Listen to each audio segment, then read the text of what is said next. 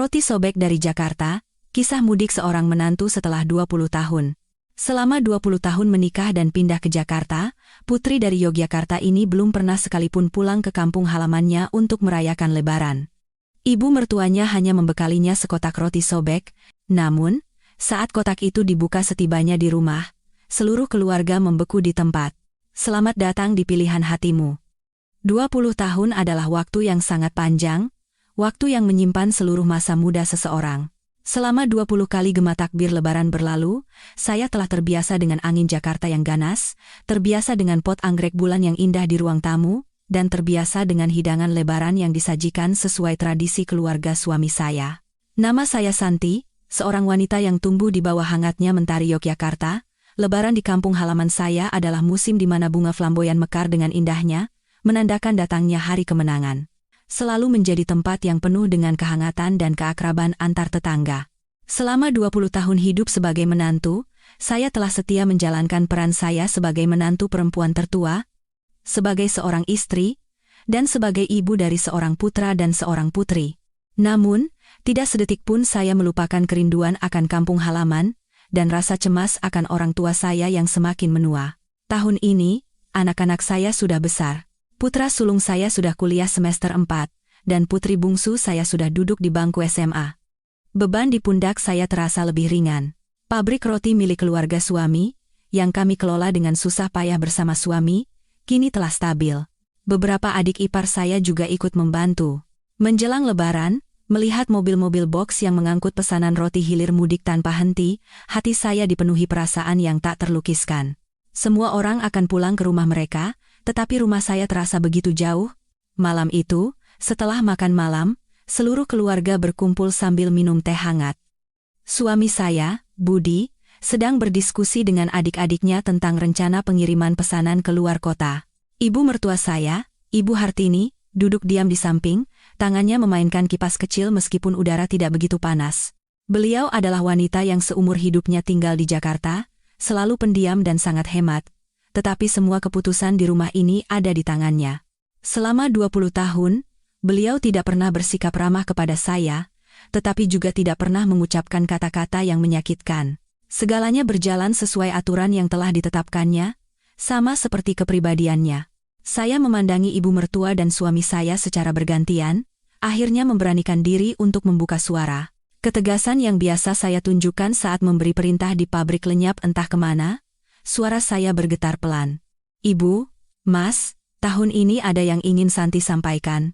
Ruang tamu seketika hening. Semua mata tertuju pada saya. Suami saya, Budi, menatap saya dengan mata terkejut. Mungkin ia sudah menduga apa yang akan saya katakan. Dialah orang yang paling memahami isi hati saya. Saya ingin meminta izin pada ibu dan pada Mas. Lebaran tahun ini, saya ingin mudik ke kampung. Begitu kata-kata saya selesai, udara terasa semakin berat. Ibu mertua mengangkat kepalanya dan menatap lurus ke arah saya. Di matanya yang dalam, tidak ada kemarahan maupun keterkejutan. Hanya ada ketenangan yang sulit ditebak. Sudah 20 tahun, Bu. Saya tidak pernah sekalipun merayakan Lebaran bersama orang tua saya. Keduanya sudah sangat sepuh. Dan saya takut. Saya takut waktu tidak banyak lagi yang tersisa. Tenggorokan saya tercekat, dan air mata berlinang. Satu kalimat ini, satu harapan yang begitu besar ini, telah saya pendam di dalam hati selama 20 tahun. Setiap kali Lebaran tiba dan lantunan takbir mulai terdengar, hati saya terasa sesak. Aroma opor ayam buatan ibu, sungai yang mengalir di depan rumah, dan sosok ayah yang menanti di teras semuanya begitu saya rindukan. Budi segera menggenggam tangan saya. Genggamannya yang hangat terasa seperti penghiburan tanpa kata. Ia menoleh ke arah ibunya dan berkata, Ibu, Santi sudah terlalu lama meninggalkan rumah. Biarkanlah dia pulang tahun ini untuk bertemu bapak dan ibu mertua. Urusan pabrik, biar saya dan adik-adik yang urus. Ibu mertua masih diam. Beliau meletakkan kipasnya di atas meja, lalu perlahan bangkit dari duduknya. Urusan itu, biar ibu yang putuskan. Kalian urus saja pekerjaan kalian. Setelah mengatakan itu, beliau masuk ke kamarnya, meninggalkan keheningan yang menyesakkan di ruang tamu. Saya menatap suami saya dengan cemas. Apa sebenarnya maksud ibu? Apakah ini izin atau penolakan? Selama 20 tahun terakhir, setiap kali saya mencoba membicarakan soal kampung halaman, ibu selalu menemukan alasan untuk menolak. Anak-anak masih kecil. Pekerjaan sedang sibuk. Kita harus ziarah kubur, tidak ada orang di rumah. Alasan-alasan ibu selalu masuk akal dan tidak bisa saya bantah. Dan saya hanya bisa menelan kerinduan dan mengubur keinginan saya. Tetapi tahun ini, saya benar-benar tidak bisa menunggu lebih lama lagi. Percakapan telepon dengan ibu saya minggu lalu terus terngiang di benak saya. Santi, Nduk, tahun ini bapakmu fisiknya lemah sekali. Beliau sering duduk di depan pintu, menunggumu terus. Katanya, harapannya sebelum menutup mata adalah bisa melihat wajahmu sekali lagi. Selama beberapa hari berikutnya, suasana di rumah terasa aneh. Ibu mertua bersikap seolah tidak terjadi apa-apa. Beliau tetap mengatur pekerjaan rumah dan memeriksa pekerjaan di pabrik, tetapi tidak sepatah kata pun menyinggung permintaan saya. Keheningan ibu lebih menakutkan daripada penolakan yang tegas. Itu seperti batu karang tak terlihat yang menekan hati saya, membuat saya tidak nafsu makan dan tidak bisa tidur nyenyak. Setiap kali berpapasan dengan ibu, saya mencoba mencari petunjuk di matanya, tetapi yang saya dapatkan hanyalah ketenangan yang sama. Suami saya juga sama cemasnya. Setiap malam, ia mencoba berbicara dengan ibunya dengan hati-hati. Ibu, biarkan saja Santi pulang. Tiket bus lebaran susah didapat, harus dipesan sebulan sebelumnya. Atau, akhir-akhir ini Santi sering melamun, sepertinya dia sangat rindu rumah. Ibu mertua hanya memberikan jawaban singkat seperti, iya, ibu tahu, atau nanti ibu pikirkan. Penantian ini membuat saya lelah. Saya tahu bahwa di keluarga yang menjunjung tinggi tradisi seperti keluarga suami saya, seorang menantu perempuan tertua pulang ke rumah orang tuanya saat lebaran adalah hal yang besar, nyaris mustahil. Lebaran adalah momen terpenting dalam setahun, saat semua anak cucu harus berkumpul di rumah utama untuk sungkem dan meminta maaf kepada para tetua. Saya memahami semua tradisi itu, dan selama 20 tahun saya telah memenuhi tugas saya sebagai menantu. Tetapi, sebagai seorang anak perempuan, saya belum pernah sekalipun melakukannya dengan benar. Akhirnya, pada suatu akhir pekan setelah makan malam, ibu mertua memanggil saya ke kamarnya dengan tenang. Jantung saya mulai berdebar kencang. Inilah saatnya. Waktu penghakiman telah tiba. Kamar ibu mertua tertata rapi, semuanya bersih tanpa debu. Beliau duduk di kursi kayu tua dan memberi isyarat agar saya duduk di kursi di seberangnya. Santi, sudah 20 tahun kamu menikah dan menjadi bagian dari keluarga ini. Ibu mertua memulai percakapan dengan perlahan. Iya, Bu. Sudah 20 tahun? Jawab saya dengan suara lirih. Selama 20 tahun ini, kamu adalah menantu yang baik, mengurus rumah, merawat anak-anak, membantu suami dan adik-adiknya, semua ibu perhatikan. Saya menundukkan kepala, tidak berani menatap mata ibu. Pujian seperti ini, alih-alih membuat saya senang, malah terasa seperti tekanan yang lebih besar. Tetapi kamu tahu, keluarga kita ini adalah keluarga anak laki-laki tertua. Kamu tahu betapa pentingnya tradisi sungkeman saat lebaran, kan? Ibu sudah tua, sulit untuk mengurus semuanya. Adik-adik iparmu juga sibuk dengan keluarga mereka masing-masing. Selama ini, semua ada di tanganmu. Hati saya mencelos. Alasan-alasan yang sudah tidak asing lagi. Saya tahu saya tidak bisa membantah. Saya mengerti, Bu. Tetapi orang tua saya. Ibu mertua mengangkat tangannya, menghentikan ucapan saya. Ibu juga tahu.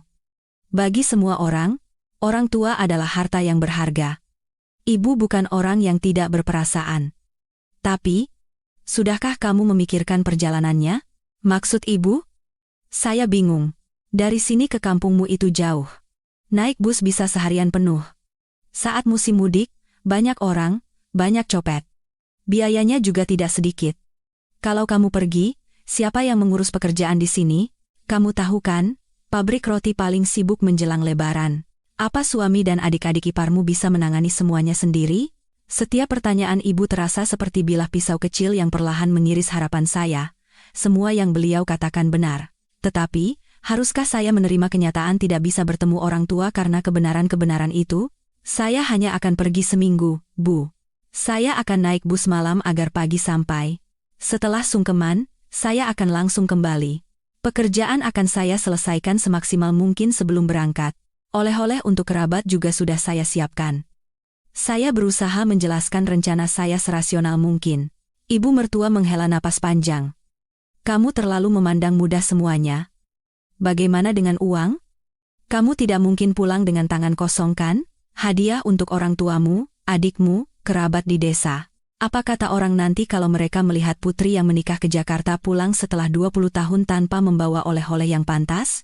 Wajah ibu memang penting, tapi wajah keluarga suami juga harus kamu jaga. Iya, Bu. Saya ada sedikit uang tabungan. Saya tidak akan membuat malu keluarga besar kita. Saya menjawab dengan cepat. Ibu mertua menatap saya dari ujung kepala hingga ujung kaki. Baiklah. Jika tekadmu sudah sebulat itu, Ibu tidak akan melarang lagi. Saya tidak percaya dengan apa yang saya dengar. Apa yang baru saja beliau katakan? Saya mengangkat kepala dan menatap ibu mertua. Ibu. Mengizinkan? Iya. Pulanglah. Tapi, pastikan semua urusan beres dan tidak menjadi omongan orang. Suara ibu masih datar tanpa emosi. Saya nyaris menangis di tempat, tetapi berhasil menahannya. Saya berulang kali mengucapkan terima kasih kepada ibu dan berjanji akan melakukan segalanya dengan baik. Saya tidak pernah menyangka ibu akan memberikan izin semudah ini. Dalam kebahagiaan yang meluap-luap, saya tidak menyadari raut wajah ibu yang rumit, dan tidak menyadari bahwa percakapan yang sesungguhnya sulit masih menanti saya. Yang saya tahu hanyalah satu. Setelah 20 tahun, akhirnya saya bisa pulang. Setelah mendapat izin dari ibu mertua, hidup saya seolah menyala.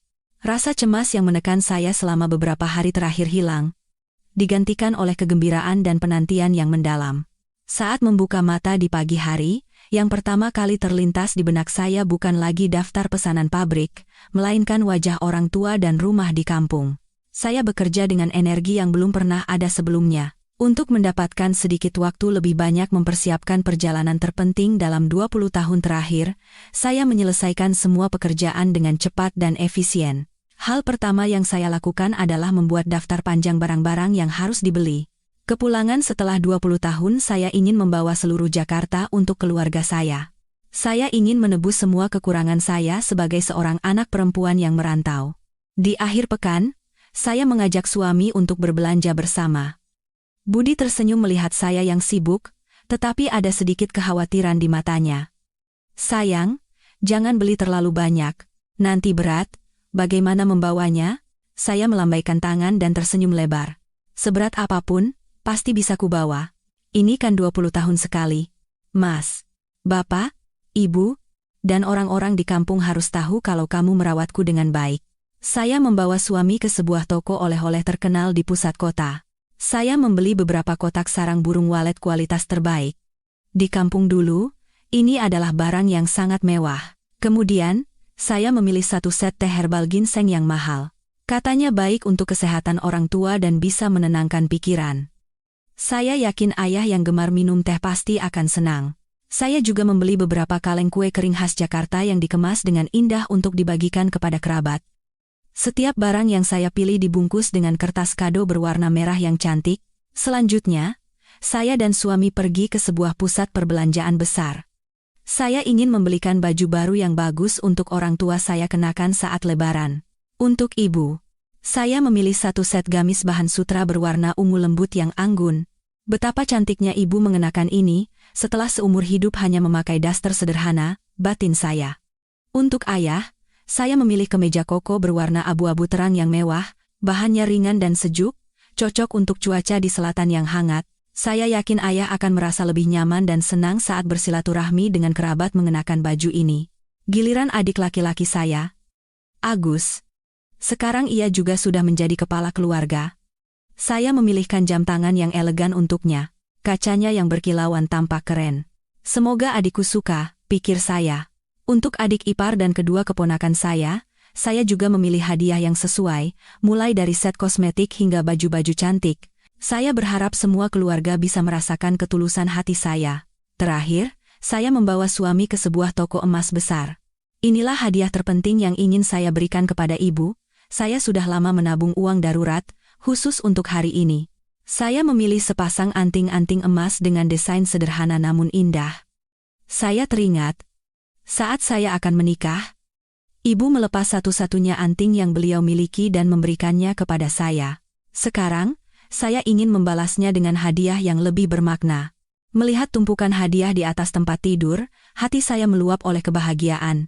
Hadiah-hadiah ini bukan sekadar barang, melainkan wujud hati saya, bakti saya, dan kebanggaan seorang menantu yang telah hidup merantau selama 20 tahun. Saya ingin menunjukkan kepada orang-orang di kampung bahwa meskipun Santi menikah jauh, ia hidup dengan baik, dicintai oleh keluarga suaminya, dan tidak kekurangan apapun. Ibu mertua sesekali melewati kamar saya, dan melirik tumpukan hadiah itu. Beliau hanya berlalu dalam diam tanpa berkata apa-apa. Saat itu, saya hanya berpikir bahwa karena ibu tidak berkomentar, berarti beliau sepenuhnya setuju. Saya sama sekali tidak tahu bahwa di dalam keheningan itu, sebuah badai besar sedang mendekat. Saya terlalu tenggelam dalam kebahagiaan berbelanja sambil membayangkan hari pertemuan, tidak menyadari bahwa cobaan terbesar sedang menanti saya. Tinggal seminggu sebelum keberangkatan saya ke kampung. Tiket bus eksekutif yang sudah dipesan suami jauh-jauh hari ada di genggaman saya. Segalanya tampak berjalan lancar. Sore itu, saya sedang merapikan hadiah-hadiah dan memasukkannya dengan hati-hati ke dalam 2 koper besar. Memandangi hasilnya, hati saya dipenuhi rasa puas. Hadiah-hadiah ini adalah wajah dan harga diri saya yang akan saya tunjukkan di hadapan keluarga dan kerabat setelah 20 tahun. Saat saya sedang menyelipkan beberapa bungkus kue kering lagi ke celah-celah koper, ibu mertua masuk ke kamar. Tanpa mengetuk, beliau berdiri diam di ambang pintu, menatap saya. Firasat seorang wanita memberitahu saya ada sesuatu yang tidak beres. Ibu, ada apa? Saya menghentikan pekerjaan saya dan mengangkat kepala bertanya. Ibu Hartini tidak langsung menjawab. Beliau memandang sekeliling kamar, lalu matanya tertuju pada 2 koper besar yang terbuka di lantai. Akhirnya, pandangannya berhenti pada anting-anting emas yang tergeletak di dalam kotak beludru merah di atas meja rias. Santi, kemari. Duduk. Ada yang mau ibu bicarakan. Suaranya lebih rendah dan lebih tegas dari biasanya. Jantung saya terasa seperti jatuh. Saya perlahan duduk di tepi tempat tidur. Kedua tangan saya saling bertaut tanpa sadar. Semua barang ini, mau kamu bawa ke kampung? Ibu menunjuk ke 2 koper. Iya, Bu. Sudah saya tata dengan rapi. Ibu mertua menggelengkan kepalanya. Gerakannya lambat, tetapi sangat tegas. Tidak boleh. Apa, Bu? Saya terperangah. Kenapa? Kenapa tidak boleh? Sudah ibu bilang, barang-barang ini tidak boleh dibawa. Ibu mengulangi dengan suara tegas. Keluarkan semuanya. Napas saya seolah berhenti. Apa yang sebenarnya terjadi? Beliau sudah mengizinkan saya pulang. Mengapa sekarang melarang hadiah-hadiah ini? Tapi kenapa? Bu, ini hadiah yang saya siapkan untuk orang tua dan keluarga saya. Saya tidak mungkin pulang dengan tangan kosong. Suara saya mulai bergetar.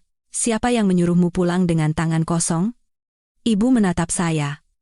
Tapi bukan dengan barang-barang ini. Ibu mertua mendekati koper dan mengambil kotak sarang burung walet. 1 kotak ini harganya berapa? Iya. Beberapa juta, Bu. Ibu mertua lalu mengambil set gamis sutra ibu saya. Baju ini juga pasti mahal. Saya mengangguk. Tenggorokan saya terasa kering. Jam tangan, perhiasan emas. Santi? Apa kamu tahu bagaimana kondisi pabrik kita?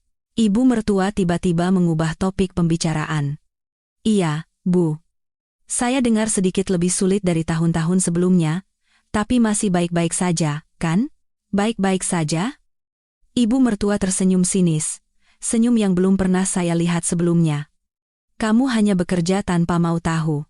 Apa kamu pernah bertanya pada suamimu berapa banyak pinjaman yang kita ambil dari bank untuk modal lebaran tahun ini? Berapa banyak tagihan yang belum dibayar oleh para pelanggan? Dari mana kamu dapat uang untuk membeli barang-barang mewah seperti ini? Saya membeku di tempat. Suami saya tidak pernah menceritakan hal ini. Ia selalu berkata semuanya masih dalam kendali. Ini uang darurat yang saya kumpulkan selama bertahun-tahun, Bu. Bukan uang pabrik. Saya berusaha mati-matian menjelaskan. Uang daruratmu? Ibu mertua menatap seolah bisa menembus isi hati saya. Kamu sudah menjadi bagian dari keluarga ini, makan dari nasi keluarga ini, dan bekerja untuk keluarga ini. Uang yang kamu miliki pada akhirnya juga berasal dari pabrik ini. Apa bedanya mengatakan itu uangmu dengan mengatakan itu bukan uang keluarga suami? Saat keluarga sedang sulit seperti ini, suamimu dan adik-adiknya banting tulang untuk menghemat setiap rupiah, tapi kamu justru menghamburkan uang untuk barang-barang mewah. Apa kamu pikir itu adalah tugas seorang istri dan seorang kakak ipar? Setiap kata dari ibu mertua bagaikan jarum yang menusuk jantung saya. Saya merasa seperti orang yang egois dan bersalah. Tetapi, rasa tidak terima juga membuncah. Uang yang saya kumpulkan dengan berhemat selama bertahun-tahun bukan untuk diri saya sendiri, melainkan untuk orang tua saya. Apa salahnya?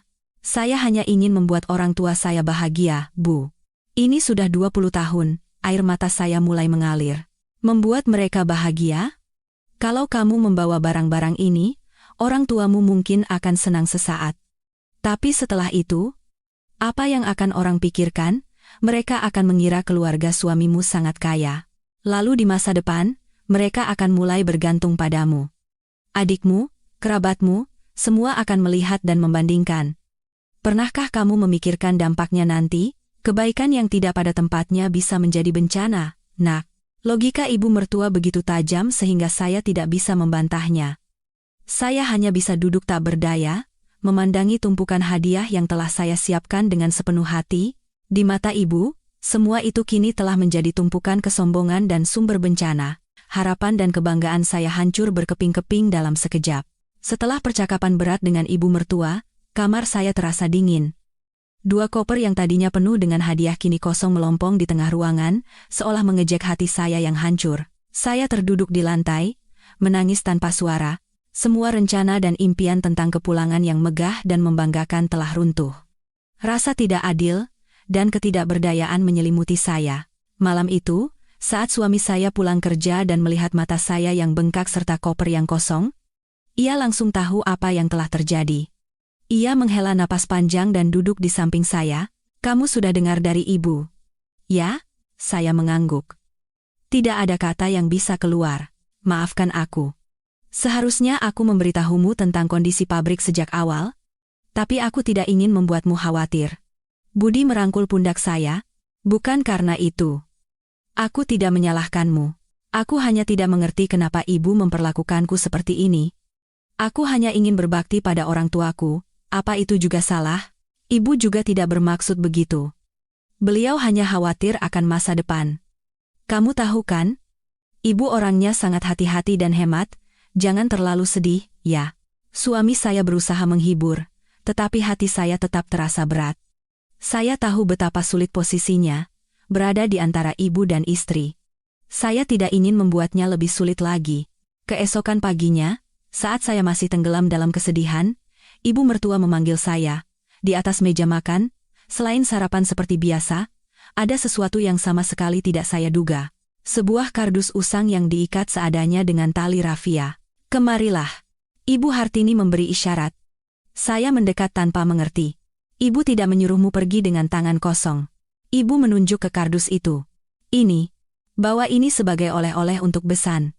Saya mengintip ke dalam kardus dan jantung saya seolah berhenti berdetak. Isinya penuh dengan roti sobek. Roti yang diproduksi setiap hari di pabrik kami. Jenis yang paling murah dan biasa, yang biasanya dipasok ke warung-warung atau toko kelontong di pedesaan.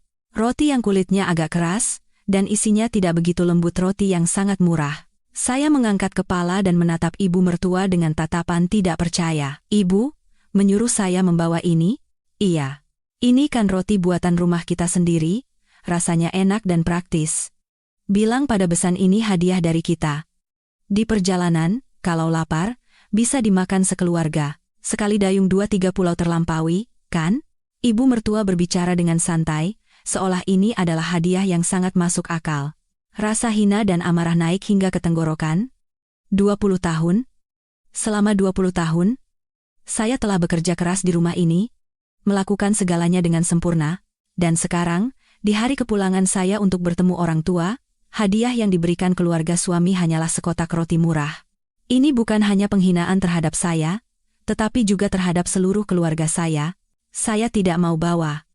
Tanpa sadar, kata-kata itu keluar dari mulut saya. Suara yang menantang. Untuk pertama kalinya dalam 20 tahun, saya menentang ucapan ibu mertua. Tatapan mata Ibu Hartini menjadi dingin. Apa katamu? Saya bilang tidak mau bawa. Lebih baik saya pulang dengan tangan kosong daripada membawa kotak roti ini dan membuat orang tua saya malu, menjadi bahan tertawaan orang sekampung. Saya berteriak sambil menangis. Malu?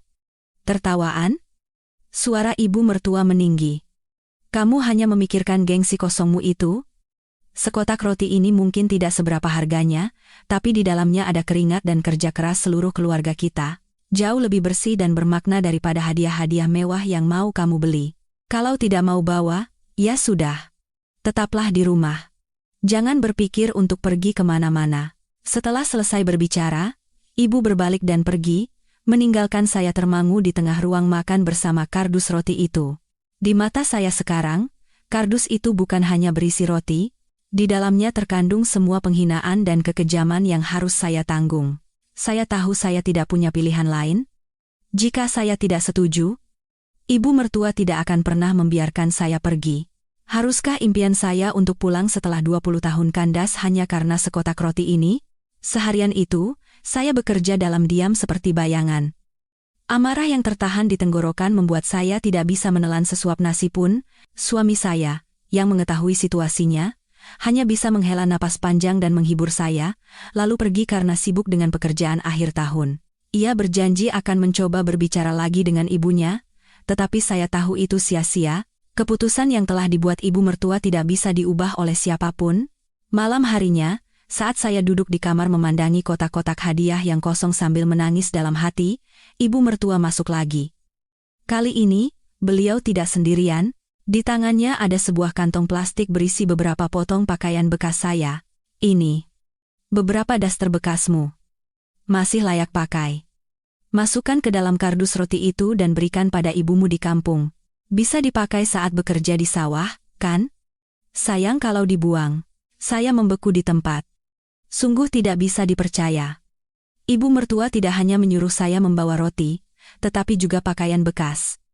Sampai sejauh mana beliau akan menghina saya dan keluarga saya? Apakah beliau pikir ibu saya begitu miskin sehingga harus memakai pakaian bekas putrinya? Saya tidak bisa menahan diri lagi dan menangis terseduh-seduh. Ibu, kenapa ibu melakukan ini pada saya? Apa salah saya? Selama 20 tahun saya tidak pernah meminta apa-apa. Hanya sekali ini. Kenapa ibu begitu kejam? Kejam? Ibu Hartini meletakkan kantong plastik itu. Ibu sedang mengajarimu cara hidup. Hidup itu harus tahu diri dan menempatkan diri. Apa kamu pikir keluarga kita ini kaya raya? Kalau kamu menghamburkan uang seperti itu dan keluarga kita bangkrut, siapa yang akan membantu? Ibumu seumur hidupnya bekerja keras. Beliau mungkin tidak pernah membeli baju yang bagus. Pakaian bekas ibu ini, jika masih layak pakai, memberikannya adalah wujud bakti. Apa yang memalukan dari itu? Logika ibu selalu seperti itu. Sekilas terdengar benar, tetapi bagaikan pisau yang mengiris hati pendengarnya. Hati saya, persiapan tulus saya, di matanya hanyalah kesombongan dan pemborosan, sementara kekikiran dan perhitungan beliau dibungkus dengan dalih mengajari cara hidup. Saya tidak butuh ajaran ibu. Saya berkata dengan tegas sambil menyeka air mata. Daripada pulang dengan memalukan seperti ini, lebih baik saya tidak jadi pergi. Terserah kamu. Ibu mertua mengangguk. Tiket bus bisa dibatalkan. Dibandingkan uang banyak yang akan hilang untuk hadiah, harga tiket itu bukan apa-apa. Setelah selesai berbicara, ibu mertua berbalik hendak pergi. Tepat pada saat itu, emosi yang saya pendam selama 20 tahun meledak. Saya bukan lagi Santi, menantu yang patuh dan sabar. Ibu, tunggu sebentar. Saya berteriak menahannya. Apakah ibu pernah sekalipun menganggap saya sebagai menantu, atau hanya sebagai pembantu gratis, mesin yang bekerja tanpa dibayar? Pernahkah ibu memikirkan perasaan saya? Apa ibu tahu betapa rindunya saya pada rumah selama 20 tahun ini? Saat malam takbiran, ketika seluruh keluarga berkumpul dan tertawa, apa ibu tahu betapa hancurnya hati saya memikirkan orang tua saya yang sendirian di kampung? Saya menumpahkan semua kesedihan yang telah lama terpendam. Ibu mertua berhenti di tempat, masih membelakangi saya. Saya melihat bahunya yang kurus sedikit bergetar. Tetapi beliau tidak pernah berbalik. Sudah selesai bicaranya? Kalau sudah, rapikan dan tidurlah. Besok pagi harus bangun pagi. Suaranya masih dingin, tanpa sedikit pun gejolak. Keputusasaan menyelimuti saya.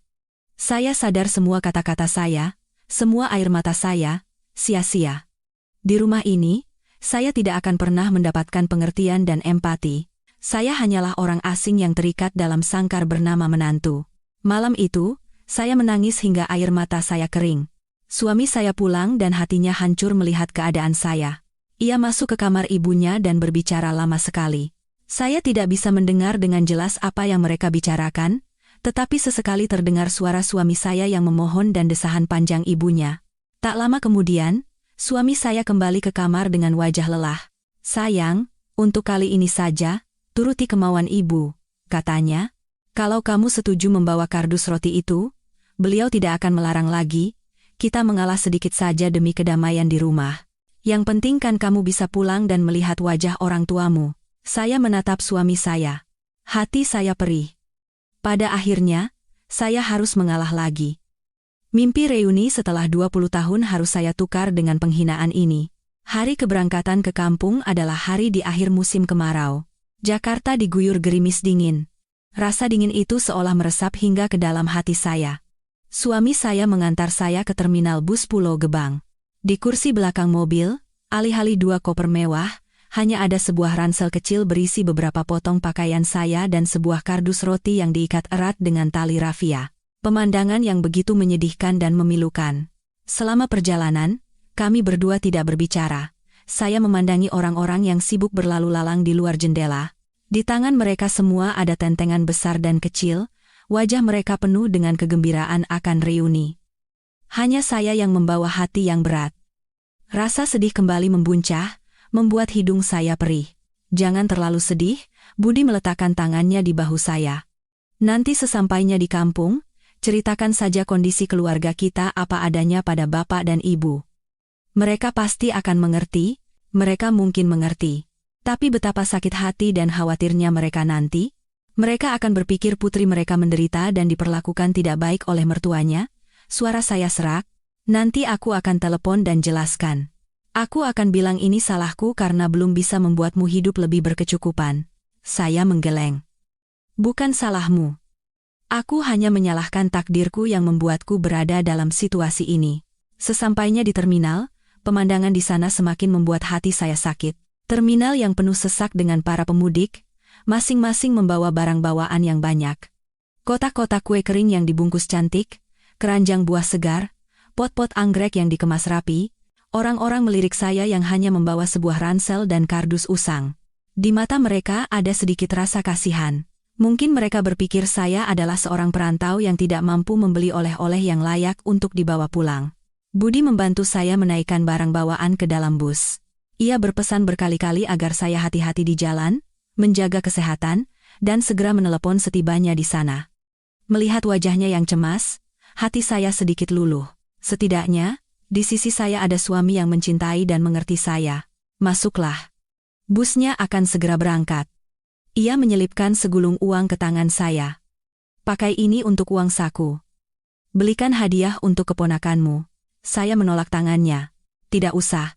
Aku punya uang, kamu pakai saja ini untuk keperluan kerja. Ambillah. Ibu tidak tahu." Ia berbisik pelan. Akhirnya, dengan terpaksa saya menerima uang itu. Sebelum naik ke bus, saya memeluknya erat. "Aku berangkat, ya. Kamu juga jaga kesehatan." "Iya. Selamat bersenang-senang. Nanti setelah Lebaran, aku akan menyusul untuk sungkem pada bapak dan ibu." Pintu bus tertutup, dan kami tidak bisa lagi saling melihat. Bus perlahan mulai bergerak, meninggalkan Jakarta dan segala kerumitannya di belakang.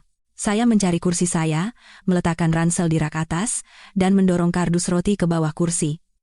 Saya duduk dan menarik selimut hingga menutupi kepala. Saya tidak ingin melihat siapapun, dan tidak ingin dilihat oleh siapapun.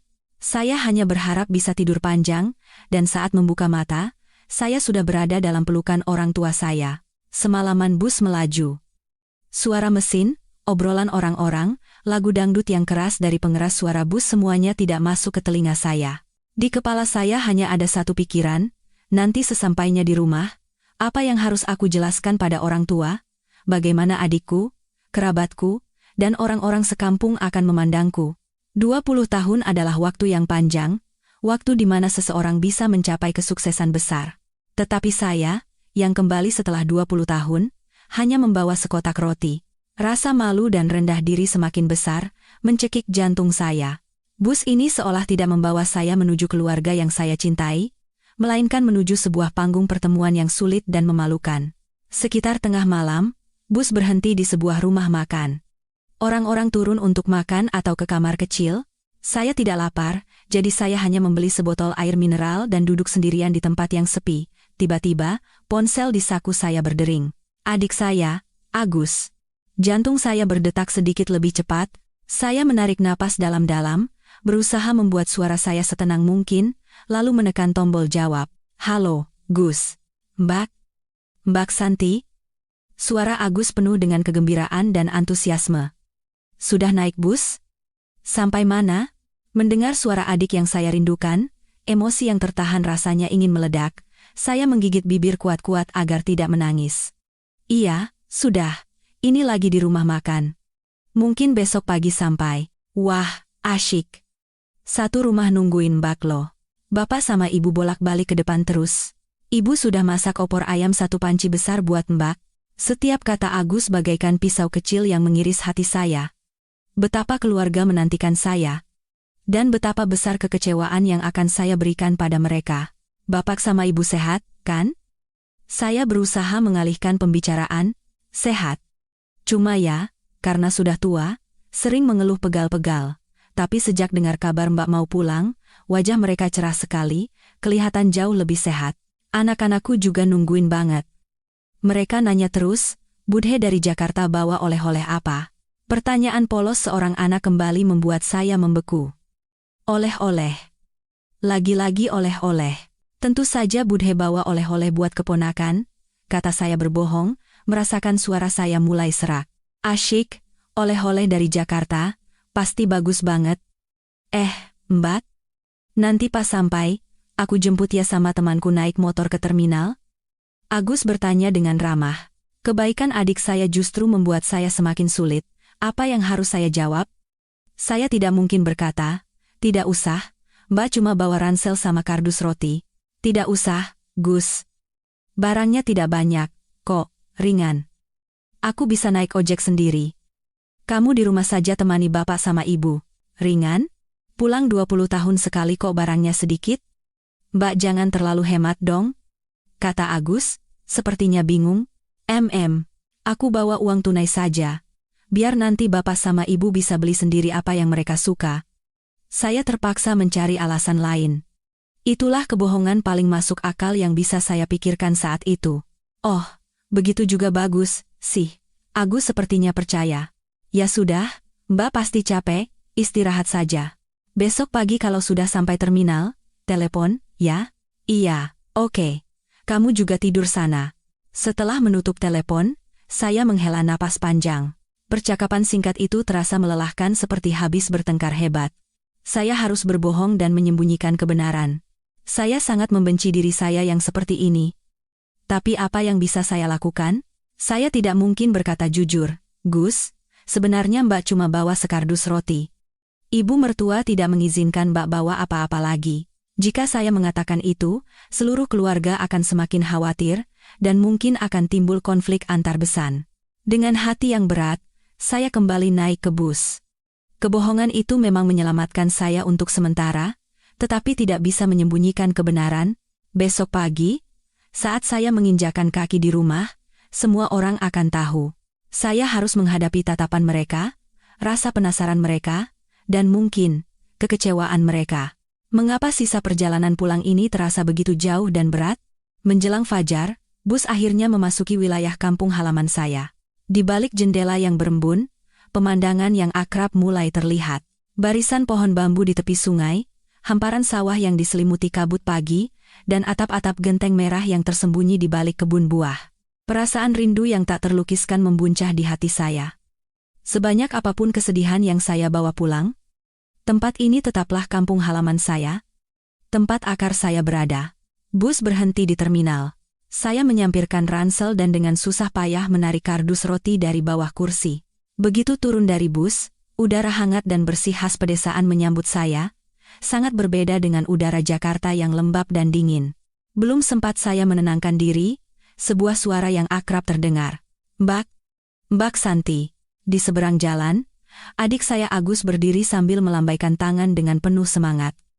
Ia terlihat jauh lebih dewasa dari ingatan saya, kulitnya yang kecoklatan karena terbakar matahari tampak kokoh, tetapi senyumnya yang cerah masih sama seperti anak laki-laki bandel di masa lalu. Saya menahan tangis yang nyaris pecah dan bergegas menyeberang jalan. Aduh, Mbak, akhirnya datang juga. Agus memeluk saya erat. Dalam pelukannya yang kokoh dan hangat, separuh dari kelelahan dan kecemasan saya seolah luruh. Sudah lama menunggu, kata saya dengan suara tercekat sambil mengelus punggungnya. Enggak, kok, aku dari pagi sudah di sini, khawatir Mbak datang sendirian. Agus melepaskan pelukannya dan menatap saya dari atas ke bawah. Mbak enggak tua-tua, ya? Enggak kelihatan seperti orang yang sudah merantau 20 tahun. Lalu, ia melihat barang bawaan saya di dekat kaki saya dan keningnya berkerut. Loh, Mbak, barang-barangnya mana? Kok cuma ransel sama kardus ini? Jantung saya mencelos. Pertanyaan yang paling saya takuti akhirnya datang juga. Saya berusaha tersenyum. Iya, kan kemarin sudah kubilang. Barangnya sedikit saja. Kebanyakan bawa uang tunai, bawa macam-macam cuma bikin repot. Agus menggaruk kepalanya. Masih terlihat penasaran, tetapi tidak bertanya lebih lanjut. Oh, ya sudah. Ayo. Pulang. Ibu sama bapak sudah tidak sabar. Adik saya mengambil kardus roti dari tangan saya. Wah, kardus apa ini kok ringan sekali? Oh, itu roti sobek. Buat oleh-oleh keponakan, saya menjelaskan dengan cepat. Agus hanya beroh, lalu mengikat kardus roti di jok belakang motornya. Duduk di belakang punggung adik saya, merasakan kehangatan yang akrab. Saya memandangi pemandangan yang berlalu dengan cepat, jalanan desa yang dulu tanah kini sudah dicor semen dengan rapi. Di kanan kiri, berdiri rumah-rumah baru yang bagus. Kampung halaman saya sudah banyak berubah. Motor berhenti di depan sebuah rumah sederhana berlantai 1 dengan pagar rendah yang dipenuhi bunga. Di depan teras, sebuah pohon flamboyan kuning sedang mekar dengan indahnya. Dan di sana, berdiri 2 orang yang telah saya rindukan selama 20 tahun. Rambut ayah sudah memutih, punggungnya pun sudah banyak membungkuk. Ibu terlihat lebih kurus, kerutan di sekitar matanya semakin dalam. Bapak, Ibu. Sebelum sempat turun dari motor, saya berteriak dengan suara tercekat. Kedua orang tua saya sempat terdiam, lalu ibu berseru, "Anakku," sambil menangis dan berlari ke arah saya. "Santi, anakku pulang." Ibu memeluk saya erat, tubuhnya yang kurus bergetar. Saya pun memeluk ibu, menumpahkan air mata di atas bajunya yang sudah usang. 20 tahun. Akhirnya saya bisa kembali ke dalam pelukan ini. Ibu. Aku pulang. Aku datang untuk melihat bapak dan ibu. Ayah mendekat dengan bantuan tongkat. Beliau tidak menangis, tetapi matanya memerah dan bibirnya bergetar. Dengan tangannya yang kasar dan berbintik-bintik, beliau mengelus kepala saya. Sudah pulang? Sudah cukup. Sudah pulang? Enduk. Kami bertiga berpelukan dan menangis cukup lama. Agus yang berdiri di samping kami juga ikut berkaca-kaca. Di momen reuni yang sakral dan mengharukan itu, saya sejenak melupakan semua kesedihan saya. Saya juga melupakan kardus roti yang teronggok di atas motor. Saat itu, yang saya tahu hanyalah satu, saya telah kembali ke rumah. Momen reuni yang mengharukan berlalu, ibu menggandeng tangan saya masuk ke dalam rumah. Rumah itu tidak banyak berubah dari ingatan saya. Kursi dan meja kayu tua yang mengkilap karena sering dibersihkan, kalender usang bergambar model tahun 90 kama semuanya menyimpan jejak waktu. Agus masuk sambil membawa kardus roti dan meletakkannya di sudut ruang tamu. Ibu tidak melepaskan tangan saya, mendudukan saya, lalu memandangi wajah saya lama sekali. Ya ampun, anakku kurus sekali, pasti menderita di perantauan, ya? Wajahmu kenapa pucat begini? Tidak, Bu. Santi sehat. Cuma capek karena lama di perjalanan. Saya berusaha bersikap ceria. Ayah duduk di samping tanpa berkata-kata, tetapi matanya yang penuh cinta terus menatap saya. Di sana mertuamu baik? Baik. Pak. Tentu saja. Bapak dan ibu mertua sangat menyayangi saya. Saya terpaksa berbohong lagi. Setiap kali berbohong, ada sudut hati saya yang terasa tidak nyaman. Saat itu, adik ipar dan kedua keponakan saya berlari keluar dari dalam rumah. Adik ipar saya adalah wanita yang baik dan sederhana. Kedua keponakan saya, laki-laki dan perempuan, terlihat sangat cerdas dan menggemaskan. Anak-anak itu tampak malu-malu, bersembunyi di belakang ibunya sambil menatap saya. "Ayo, salam sama Budhe," kata adik ipar saya. Saya tersenyum dan melambaikan tangan pada mereka. "Sini, sama Budhe." Saya mengeluarkan 2 amplop merah berisi uang lebaran yang sudah saya siapkan dari dalam ransel dan memberikannya pada mereka. "Ini angpau dari Budhe, ya. Tumbuh besar dan pintar sekolahnya." Anak-anak itu girang, berulang kali mengucapkan terima kasih lalu berlari ke kakek neneknya untuk pamer. Suasana rumah menjadi lebih ceria dan hidup. Namun, kegembiraan itu tidak berlangsung lama. Dari luar terdengar suara orang memanggil. "Permisi, Bu Siti," katanya. "Santi pulang, ya? Mau lihat wajahnya." Itu suara Bulik Tarni, tetangga sebelah. Ibu bergegas menjawab, "Oh, iya. Mari masuk, Dik." Bulik Tarni masuk, diikuti oleh beberapa ibu-ibu tetangga lainnya. Mereka datang berbondong-bondong setelah mendengar kabar kepulangan saya. Semuanya menyalami saya dengan ramah dan menanyakan berbagai hal. "Wah, Santi, ya? Pangling, loh, cantik sekali sekarang. Air Jakarta memang beda, ya? Kok awet muda begini? Pasti kangen sekali ya setelah 20 tahun. Saya hanya tersenyum dan menyalami mereka satu persatu. Rumah kecil itu seketika penuh dengan gelak tawa. Namun, setelah basa-basi selesai, topik yang paling saya takuti pun muncul. Pasti bawa oleh-oleh yang hebat-hebat dari Jakarta. "Ya, buat orang tua," kata Bulik Tarni sambil matanya menyapu seisi ruangan seolah mencari sesuatu. "Mana? Coba kita lihat." Semua mata langsung tertuju ke sudut ruangan, tempat kardus usang itu berada. Jantung saya berdebar kencang. Saya membeku di tempat, tidak tahu harus berbuat apa. Ibu, yang sepertinya menyadari kegelisahan saya, buru-buru menyela. "Aduh, Santi ini pulangnya cuma bawa badan saja, perjalanannya kan jauh, oleh-olehnya dikirim lewat uang, biar kami beli sendiri." "Oh, uang ya paling enak. Tapi kan, Mbok ya bawa sesuatu. Oleh-oleh khas Jakarta kan banyak," sahut ibu-ibu yang lain. Suasana mulai terasa canggung. Agus, mungkin bermaksud mencairkan suasana, berkata dengan ceria, "Mbakku bawa roti terkenal dari Jakarta, loh. Buat keponakan. Coba aku buka." Ya, tanpa sempat saya cegah, Agus segera mendekati kardus itu, membuka tali rafianya, dan mengangkat tutupnya.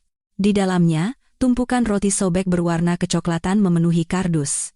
Seketika, ruangan menjadi hening seolah disiram air es. Semua tawa lenyap. Orang-orang menatap tajam ke kardus roti, lalu kembali menatap saya. Di mata mereka, ada campuran rasa kaget, bingung, dan sedikit kasihan. Bulik Tarni bergumam pelan, "Oh," dan senyum di bibirnya membeku. "Roti, ya?" Wajah saya terasa panas dan telinga saya berdengung. Saya hanya bisa menundukkan kepala sambil meremas-remas tangan. Rasanya ingin sekali menenggelamkan diri ke dalam tanah. Saat itu, saya merasa seperti berada di tengah pengadilan di mana semua orang menghakimi dosa saya sebagai anak yang tidak berbakti. Keheningan di ruang tamu itu hanya berlangsung beberapa detik, tetapi bagi saya terasa seperti selamanya. Untuk memecah suasana canggung, ibu buru-buru berkata dengan suara yang sedikit dipaksakan, Roti ini buatan Besan sendiri. Loh, kan mereka punya pabrik roti? Dikirim khusus sebagai oleh-oleh, yang penting kan niatnya." "Oh, iya. Niatnya yang paling berharga." Bulik Tarni tertawa canggung. "Pasti enak sekali, ya, buatan sendiri. Aduh, kami kok jadi duduk kelamaan. Pamit dulu, ya, biar keluarganya bisa kumpul dengan tenang." Setelah berkata begitu, Bulik Tarni bangkit dari duduknya. Ibu-ibu yang lain ikut bangkit, mengucapkan beberapa salam formal, lalu bergegas pergi. Sapaan ramah dan janji-janji tadi kini berubah menjadi anggukan canggung dan senyum yang dipaksakan. Saya tahu mereka pergi bukan karena ingin memberikan kami waktu, tetapi karena tidak ada lagi yang bisa dibicarakan. Dan saya juga tahu, sebentar lagi cerita tentang Santi yang menikah ke Jakarta pulang setelah 20 tahun hanya membawa sekotak roti untuk orang tuanya akan menyebar ke seluruh desa kecil ini. Setelah tamu terakhir pergi, rumah kembali diselimuti keheningan yang menakutkan. Ayah diam-diam mengambil koran, tetapi saya tahu beliau tidak membaca satu huruf pun. Beliau hanya ingin menghindari situasi ini. Ibu pergi ke dapur, dan suara panci serta piring yang beradu terdengar begitu pilu. Hanya kedua keponakan saya yang polos. Mereka dengan penasaran menghampiri kardus roti, mengambil satu, dan mencicipinya. Agus berdiri di samping saya dengan ekspresi sangat canggung. Ia memandangi saya dan kardus roti secara bergantian, beberapa kali membuka mulutnya, tetapi akhirnya tidak berkata apa-apa. Akhirnya, ia menghela napas panjang dan pergi ke halaman belakang. Saya berdiri termangu di tengah ruang tamu, merasa seperti seorang pesakitan. Saya tidak membawa kebahagiaan dan kebanggaan bagi keluarga, melainkan kekecewaan dan rasa malu. Saya berjalan sempoyongan ke kamar lama saya. Kamar itu tertata rapi, semuanya masih di tempat yang sama seperti dulu. Saya duduk di tepi ranjang, dan air mata yang saya tahan kembali tumpah. Tak lama kemudian, ibu masuk membawa segelas jus jeruk. Beliau duduk di samping saya dan meletakkan gelas itu dengan tenang di atas meja. "Minumlah. Kamu pasti lelah." Saya menggeleng. Tidak ada kata yang bisa keluar. Ibu terdiam cukup lama, lalu dengan suara penuh kekhawatiran, beliau bertanya dengan hati-hati, "Santi, Nduk, jujur sama ibu, hidup di Jakarta berat." "Ya?" Pertanyaan ibu bagaikan pisau yang menusuk jantung saya. Ibu tidak menyalahkan saya. Beliau hanya mengkhawatirkan saya. Tetapi kekhawatiran itulah yang membuat saya semakin sakit. "Enggak, Bu. Aku baik-baik saja. Keluarga suamiku baik, kok. Enggak berat sama sekali." Saya buru-buru menyangkal. "Enggak berat? Pulang 20 tahun sekali. Enggak berat? Pulang-pulang cuma bawa sekotak roti?" Suara ibu bergetar. "Jangan bohongi ibu. Ibu lihat wajahmu saja sudah tahu. Kamu anak ibu? Masa ibu tidak tahu? Mertuamu jahat sama kamu, kan? Tidak memberimu uang. Tidak suka kamu pulang, kan? Bukan begitu, Bu. Jangan berpikir seperti itu. Nanti saya tidak enak sama ibu mertua." Saya membela dengan panik. "Ini semua salah saya. Saya yang boros, tidak bisa menabung, makanya jadi begini." Saya tidak sanggup mengatakan yang sebenarnya. Saya tidak bisa menambah beban pikiran orang tua saya, dan tidak ingin menciptakan perselisihan antar besan. Lebih baik saya menanggung semua kesalahan. Lebih baik orang tua saya menganggap saya anak yang ceroboh, dan tidak bisa mengatur uang daripada mereka tahu saya menderita di keluarga suami. Ibu menatap saya dengan tatapan iba. Beliau tidak bertanya lebih lanjut, hanya memeluk saya dengan lembut. "Anakku yang malang." Saya membenamkan wajah di bahu ibu dan menangis terseduh-seduh seperti anak kecil.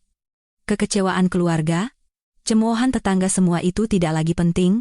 Yang paling menyakitkan bagi saya adalah kekhawatiran dan kesedihan yang saya timbulkan pada orang-orang yang saya cintai. Beberapa hari di kampung halaman terasa seperti waktu terpanjang dalam hidup saya.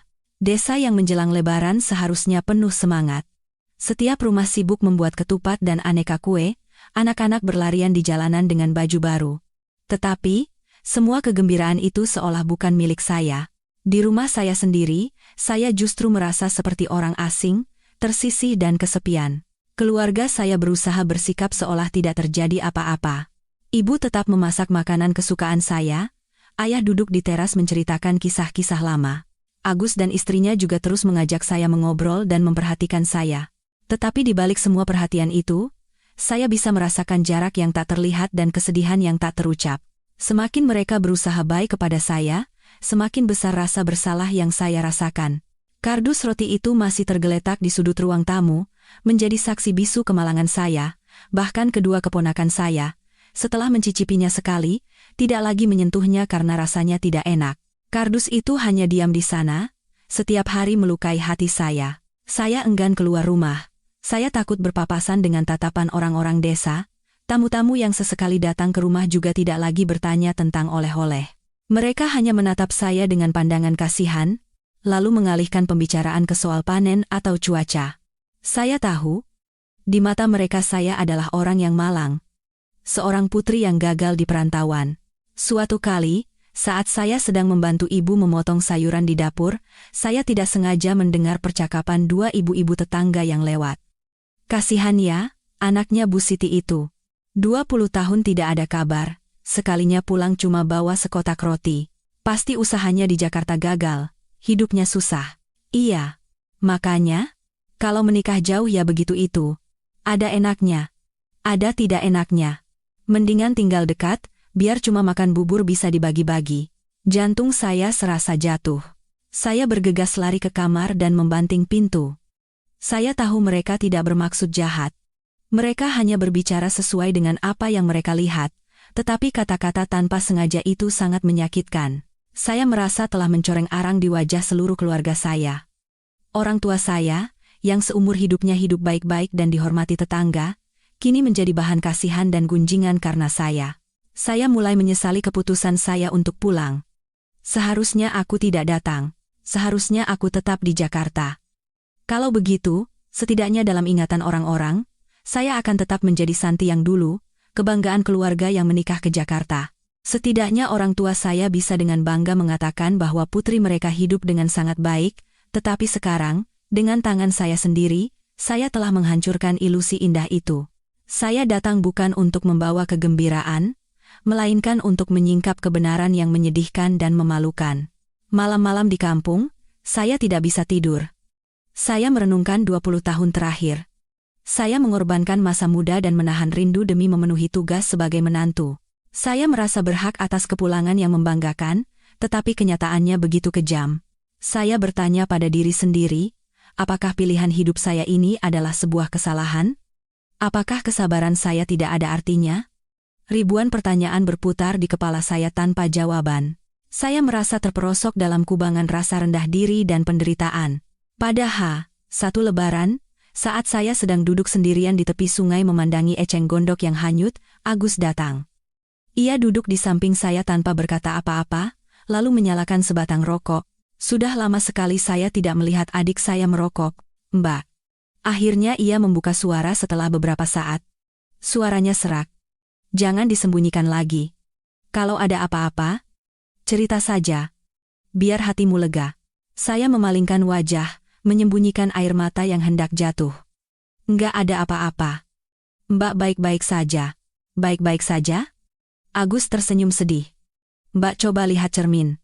Beberapa hari ini, apa pernah senyum dengan tulus? Di rumah cuma diam seperti orang linglung. Seluruh keluarga khawatir. Bapak sama ibu sedih, tapi tidak tega bertanya. Saya terdiam. Kata-kata adik saya benar. Saya tidak bisa menyembunyikan kesedihan saya. Apa Mas Budi jahat sama Mbak? Tanya Agus dengan suara curiga. Bukan. Mas Budi baik sekali sama aku. Jangan berpikir begitu. Saya buru-buru menjelaskan. Saya bisa menahan semua kesalahpahaman lain, tetapi tidak tahan jika suami saya dianggap orang jahat. Lalu kenapa jadi begini? Agus menatap lurus ke mata saya. Mbak, dari kecil kita selalu cerita apa saja, kenapa sekarang Mbak seperti membangun tembok? Apa karena adikmu ini miskin, jadi tidak bisa membantumu, dan Mbak meremehkanku? Bukan, Gus. Saya menangis. Bukan begitu maksudku. Melihat saya menangis, Agus menjadi panik. Ia mematikan rokoknya ke tanah dan mengusap matanya. Maaf. Aku tidak bermaksud membuat Mbak menangis. Aku hanya terlalu khawatir. Ia terdiam sejenak, lalu berkata lagi dengan suara tulus, Mbak, kalau hidup di Jakarta terlalu berat, pulang saja ke sini. Saya terkejut, mengangkat kepala menatap adik saya. Pulang. Kita tinggal sama-sama lagi. Kami memang bukan orang kaya, tapi untuk menanggung hidup Mbak satu orang lagi, kami mampu. Istriku juga baik. Dia suka sama Mbak. Di sini, kita rawat bapak sama ibu, kita hidup rukun seperti dulu, jangan menderita sendirian lagi, Mbak. Kata-kata Agus seperti aliran air hangat yang perlahan mencairkan hati saya yang beku. Saya tahu adik saya tulus menyayangi saya. Ia siap membuka tangannya kapan saja untuk saya. Kebaikan hatinya membuat saya sangat terharu. Tetapi justru karena itulah, saya merasa semakin menyedihkan. Saya tidak bisa lagi menjadi beban bagi adik dan keluarga saya. Saya menyeka air mata dan berusaha tersenyum padanya. Terima kasih, Gus. Mbak tahu kamu sayang sama Mbak, tapi Mbak tidak bisa pulang. Kenapa? Takut jadi omongan orang? Bukan. Saya menggeleng. Di sana aku juga punya keluarga. Ada suami, ada anak-anak. Mas Budi baik sekali padaku, anak-anakku juga baik. Aku tidak bisa meninggalkan mereka hanya karena aku sedikit kesulitan, itu bukan hal yang benar, saya tidak bisa menjelaskan lebih jauh. Saya tidak bisa mengatakan bahwa masalahnya bukan pada suami saya, melainkan pada ibu mertua saya.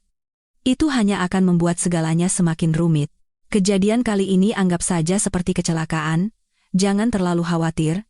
Nanti setelah Lebaran, kalau sudah kembali ke Jakarta, semuanya akan baik-baik saja.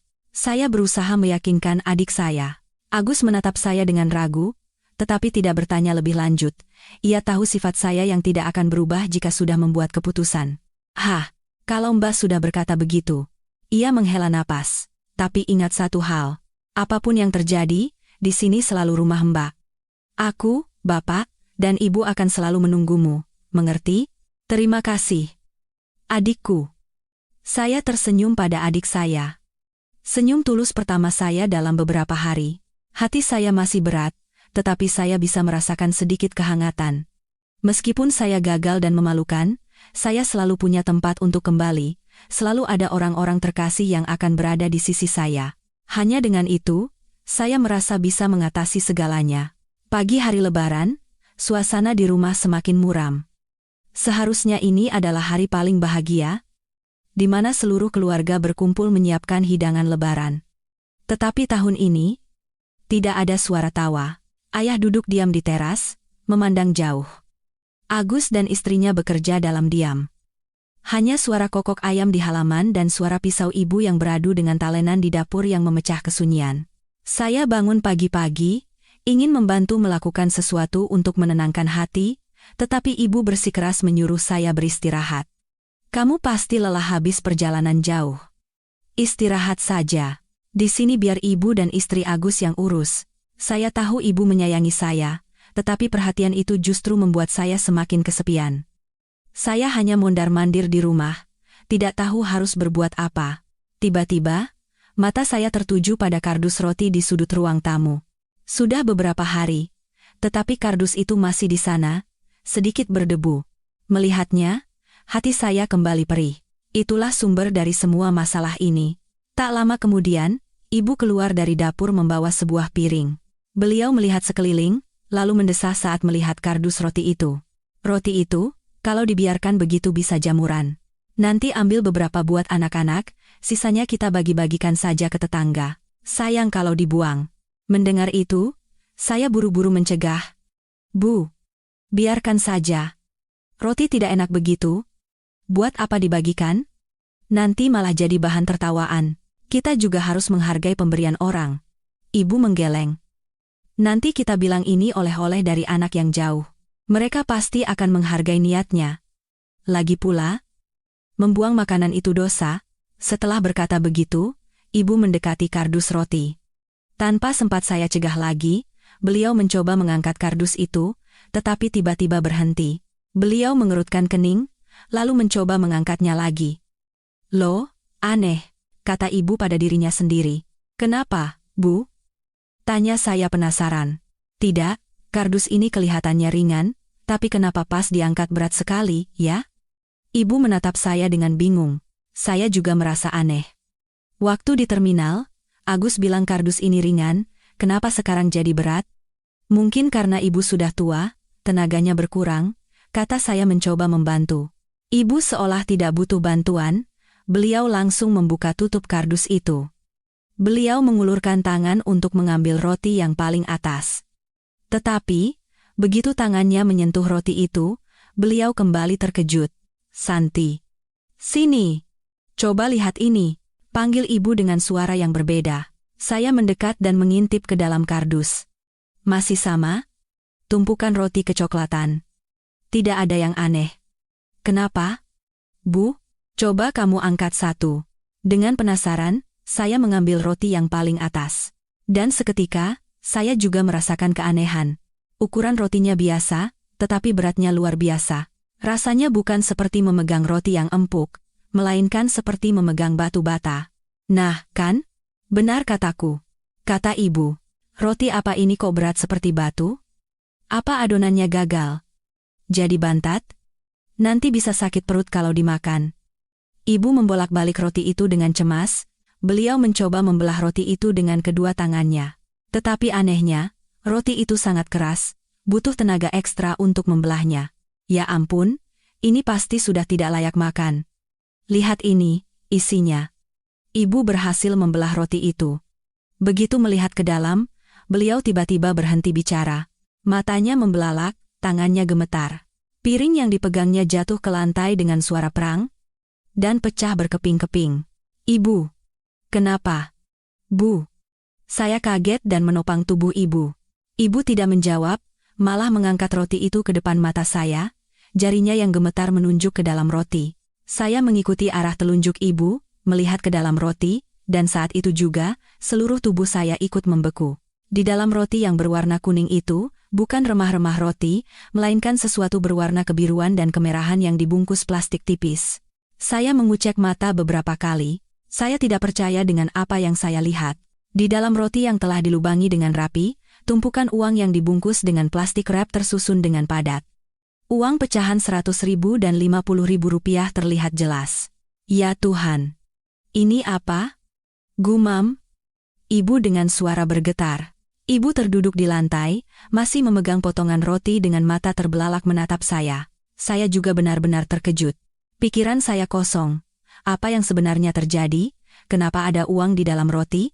Dari mana uang ini? Ribuan pertanyaan berputar di kepala saya. Mendengar suara piring pecah, ayah dan keluarga Agus berlari masuk dari halaman. Ada apa? Tanya adik ipar saya. Kaget melihat ibu terduduk di lantai. Ayah juga mendekat dengan cemas sambil berpegangan pada tongkatnya. Bu, kenapa? Sakit? Ibu tidak menjawab pertanyaan mereka, hanya mengangkat roti itu dan berkata dengan suara masih gemetar. Uang. Di dalam roti ada uang. Ayah dan keluarga Agus terperangah. Mereka mengerumuni roti di tangan ibu dan melihat isinya. Ya ampun, benar. Bu, ini uang. Agus tidak percaya. Ia mengambil potongan roti yang lain dan memeriksanya. Benar. Banyak sekali. Tanpa dikomando, semua mata tertuju pada saya. Mereka menatap saya dengan campuran rasa kaget dan bingung, menuntut penjelasan. Tetapi saya juga sama bingungnya. Saya tidak tahu apa-apa tentang ini. Santi, apa-apaan ini? Tanya ayah dengan suara tegas. Dari mana uang ini? Santi tidak tahu. Pak. Saya menggelengkan kepala dengan panik dan menangis. Santi benar-benar tidak tahu apa-apa. Mbak tidak tahu? Agus juga terkejut. Kardus ini kan Mbak yang bawa. Benar. Kardus roti ini saya yang bawa. Hadiah murahan yang membuat saya menangis karena merasa terhina. Hadiah yang dipaksakan oleh ibu mertua saya? Mungkinkah? Mungkinkah ini dari ibu mertua? Begitu pikiran itu terlintas, saya menggelengkan kepala. Tidak mungkin, ibu mertua yang sangat hemat tidak mungkin memberikan uang sebanyak ini pada saya, apalagi dengan cara yang aneh seperti ini. Cepat periksa roti yang lain, kata ibu. Sepertinya sudah sadar dari keterkejutannya. Mendengar itu, Agus segera menumpahkan semua roti dari kardus ke lantai. Seluruh keluarga bergegas mengambil satu roti. Semua roti terasa berat secara tidak wajar. Agus buru-buru membelah roti kedua, dan lagi-lagi, di dalamnya ada tumpukan uang yang dibungkus rapi. Roti ketiga, keempat, semuanya sama. Dalam sekejap, lantai dipenuhi oleh remah-remah roti dan tumpukan uang. Keluarga kami seperti sedang bermimpi. Kekecewaan dan kesedihan selama beberapa hari terakhir kini berganti menjadi keterkejutan yang luar biasa. Ayah, yang seumur hidupnya tenang, terduduk di kursi, tidak bisa menyembunyikan tangannya yang gemetar. Ibu terus-menerus mengucap istighfar. Agus dan istrinya tidak bisa menyembunyikan rasa kaget dan gembira mereka. Hanya saya yang termangu di tengah tumpukan uang itu, pikiran saya berkecamuk. Jika uang ini benar-benar dari ibu mertua, mengapa beliau melakukan ini? Mengapa beliau menghina dan memarahi saya karena boros, lalu diam-diam memberikan uang yang berkali-kali lipat lebih banyak dari harga hadiah yang ingin saya beli? Mengapa tidak memberikannya secara langsung, dan mengapa menggunakan cara seperti ini? Kebingungan dan pertanyaan lebih besar daripada kegembiraan melihat uang. Di balik kardus roti yang tampak biasa ini, pasti ada rahasia yang tersembunyi. Keluarga kami duduk melingkar di lantai yang berantakan oleh remah-remah roti dan tumpukan uang, terdiam cukup lama. Semua masih belum pulih dari keterkejutan. Agus yang pertama kali sadar, ia dengan hati-hati mengumpulkan tumpukan uang. Biar saya hitung, berapa jumlahnya. Suaranya masih sedikit bergetar. Sementara Agus dan istrinya dengan teliti membuka bungkusan plastik dan menghitung uang, ibu mengambil satu roti lagi. Roti yang berada di dasar kardus. Roti itu tampak jauh lebih berat dari yang lain. "Tunggu, Gus," panggil ibu. "Di dalam sini sepertinya ada sesuatu yang keras selain uang." Ibu dengan hati-hati membelah roti itu.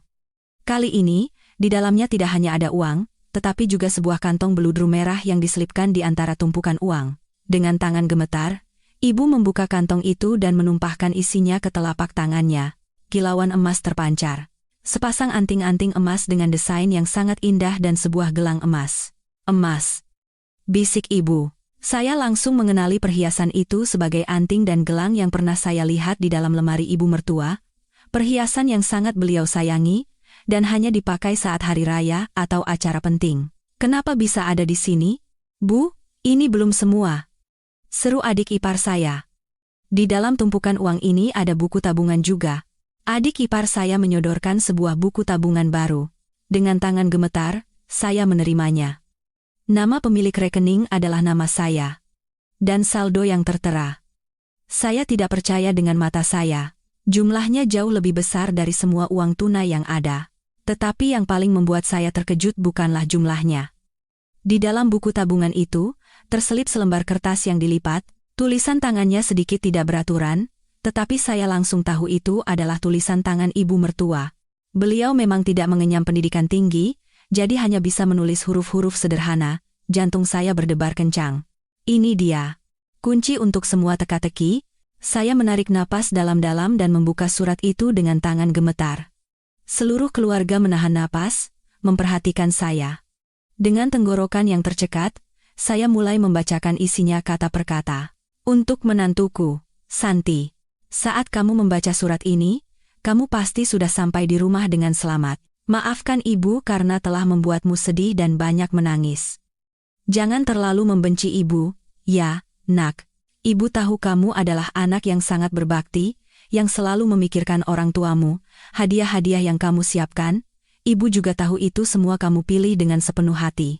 Tapi, nak, tahun ini kondisi pabrik kita memang sedang sangat sulit. Apa yang ibu katakan padamu bukanlah kebohongan.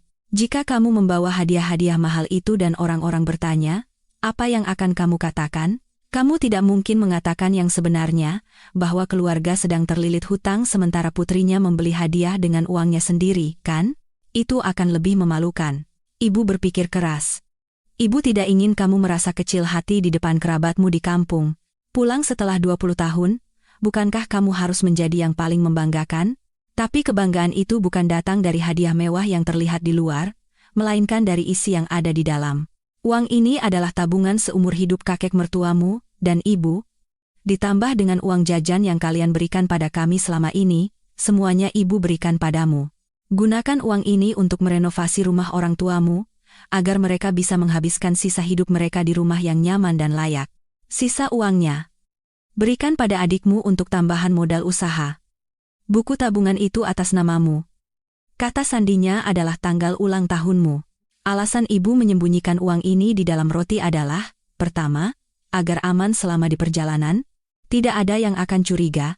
Kedua, agar saat kamu tiba di rumah, kamu bisa mengatakan bahwa hadiah ini adalah kiriman dari keluarga suami, tanda hati dari mertuamu untuk besan.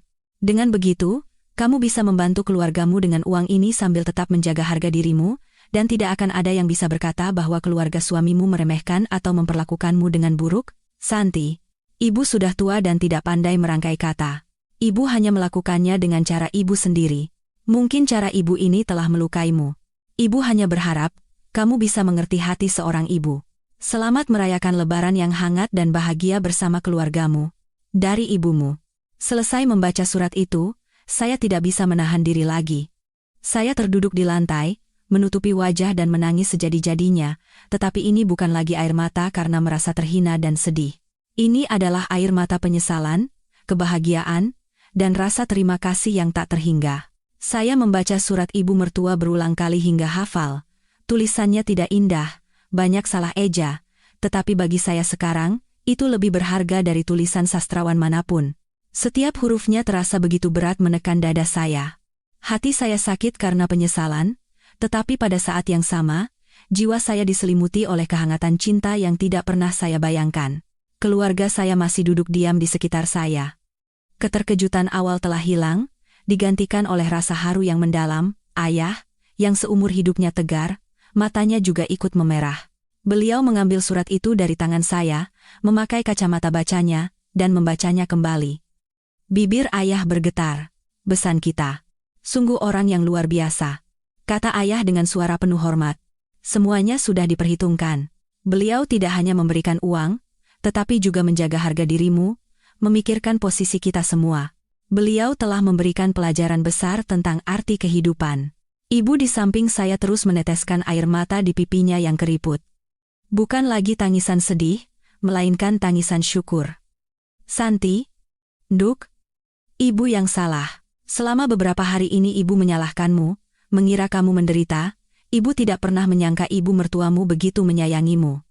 Kebaikan hatinya ini, seumur hidup pun kita tidak akan bisa membalasnya. Agus dan istrinya, melihat tumpukan uang dan emas di lantai, tidak lagi menunjukkan ekspresi kegembiraan karena mendapat rezeki, melainkan tatapan kagum dan hormat. Aku tidak percaya, kata Agus sambil menggeleng.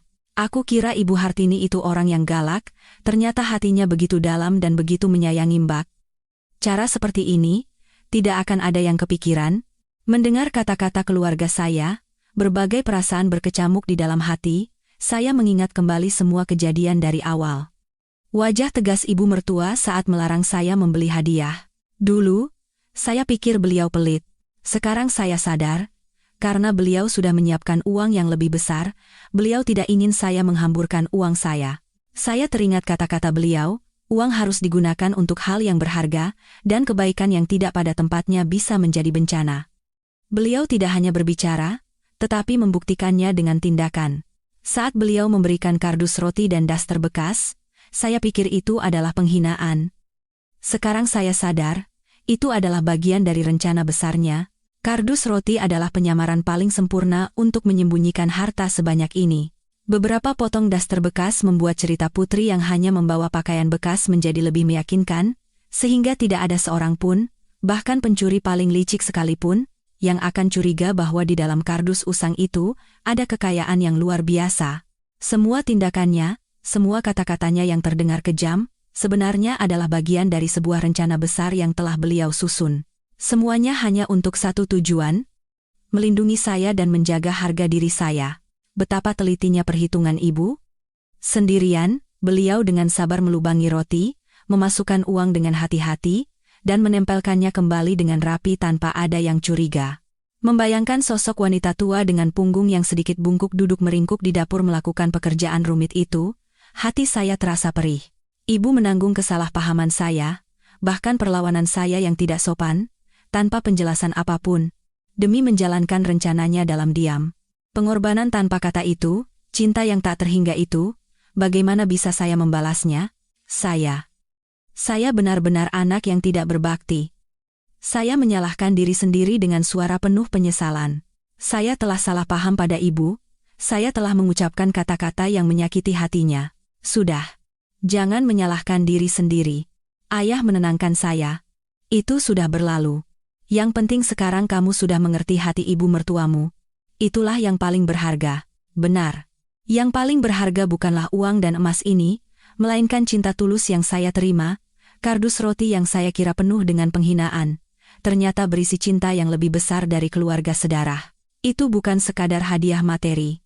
Itu adalah martabat, kehormatan, dan perlindungan yang diberikan seorang ibu mertua kepada menantunya yang tinggal jauh. Saya duduk di tengah keluarga, di tengah uang dan emas kiriman ibu mertua, hanya membayangkan sosoknya. Semua kenangan selama 20 tahun hidup sebagai menantu kembali dengan jelas. Saat pertama kali menikah, saya tidak terbiasa dengan kehidupan Jakarta. Semuanya terasa canggung. Ibu mertualah yang dengan sabar mengajari saya segalanya, dari cara memilih sayuran yang bagus di pasar, hingga cara menyajikan hidangan lebaran yang pantas, dan cara berbicara serta bersikap yang sopan. Kata-katanya selalu tegas, tidak pernah ada pujian. Dulu, saya merasa takut dan tertekan. Sekarang jika dipikir-pikir, tanpa ketegasan itu, bagaimana bisa saya menjadi seperti sekarang, yang mampu mengurus rumah dan pabrik dengan baik? Saat saya sakit dan terbaring di tempat tidur, sementara suami sedang dinas luar kota, ibu mertualah yang menjaga saya semalaman. Di tengah malam saat demam saya tinggi, beliau mengganti kompres di dahi saya dan membuatkan sup ayam hangat. Tetap tanpa kata-kata manis, hanya melakukan apa yang harus dilakukan dalam diam. Setelah saya sembuh, beliau hanya berkata dengan ketus, "Kalau sakit ya bilang, jangan diam saja. Kalau diam saja siapa yang tahu?" Dulu, saya merasa sedih dan mengira ibu mertua membenci saya. Sekarang saya sadar, perhatiannya bukan dalam kata-kata manis, melainkan dalam tindakan tanpa suara. Setiap kali menjelang Lebaran, setelah menelepon ibu saya selalu sedih. Ibu mertua selalu lewat di samping saya seolah tidak peduli, tetapi malam itu, di meja makan selalu ada satu jenis masakan khas Jawa kesukaan saya. Makanlah biar bertenaga. Biar tidak terlalu rindu rumah. Mengapa dulu saya tidak menyadari perhatian dan pengertian yang begitu halus dalam satu kalimat sederhana itu? Saya begitu bodoh dan ceroboh. Saya hanya menilai dari penampilan luarnya yang dingin dan pendiam. Tidak pernah mencoba merasakan dengan hati saya apa yang telah beliau lakukan untuk saya. Saya salah mengartikan ketegasannya sebagai kekejaman, hematnya sebagai kekikiran, dan diamnya sebagai ketidakpedulian. Saya salah, benar-benar salah. Semakin saya memikirkannya, semakin deras air mata saya mengalir, tetapi kali ini, bukan hanya penyesalan, ada juga sedikit kebahagiaan. Karena saya sadar betapa beruntungnya saya. Saya tidak hanya memiliki suami yang baik, tetapi juga ibu mertua terbaik di dunia. Beliau mencintai, melindungi, dan mengkhawatirkan saya bukan sebagai menantu, tetapi sebagai putrinya sendiri. Ayah dan adik saya duduk diam di samping saya. Mereka tidak mengganggu alur pikiran saya, seolah mereka tahu saya butuh waktu untuk menghadapi dan merasakannya sendiri. Setelah cukup lama, ayah memecah keheningan. "Uang ini, mau kamu apakan?" Saya menyeka air mata dan menatap ayah. "Akan saya lakukan seperti yang ibu tulis di surat. Sebagian untuk merenovasi rumah bapak dan ibu, agar kalian bisa tinggal dengan nyaman dan hangat, sebagian untuk modal usaha Agus dan istrinya. Sisanya akan saya kembalikan pada ibu." "Jangan, Mbak." Agus buru-buru menolak. "Ini adalah niat baik Ibu Hartini untuk Mbak dan keluarga kita. Kita harus menerimanya. Kalau Mbak kembalikan, nanti beliau akan mengira kita menolak kebaikannya." Agus benar. Ibu juga mengangguk, besan kita sudah memikirkan kita sampai sejauh ini. Kita harus menerimanya dengan rasa terima kasih agar hatinya tenang. Dan buku tabungan itu, kamu simpan baik-baik, gunakan saat kamu membutuhkannya nanti. Saya memandangi keluarga saya. Hati saya dipenuhi kehangatan. Baiklah. Kalau begitu, saya akan turuti kata Bapak, Ibu, dan adik. Saya melihat jam.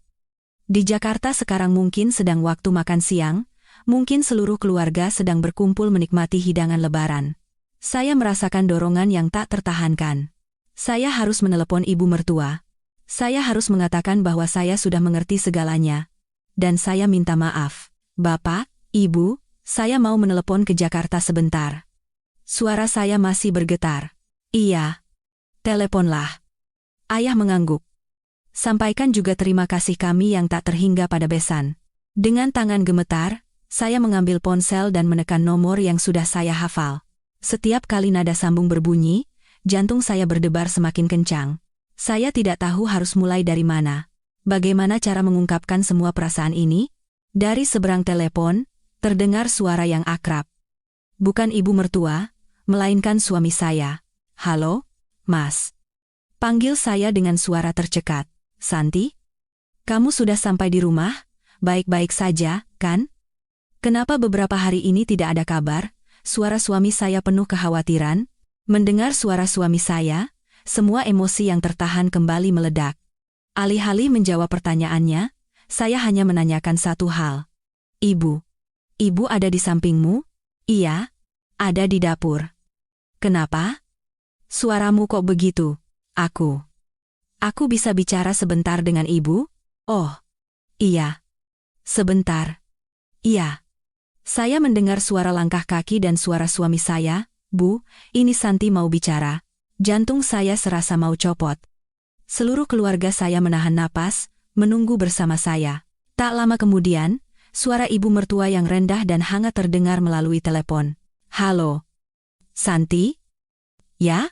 Mendengar suara yang saya rindukan itu, saya tidak bisa menahan diri lagi dan menangis seperti anak kecil.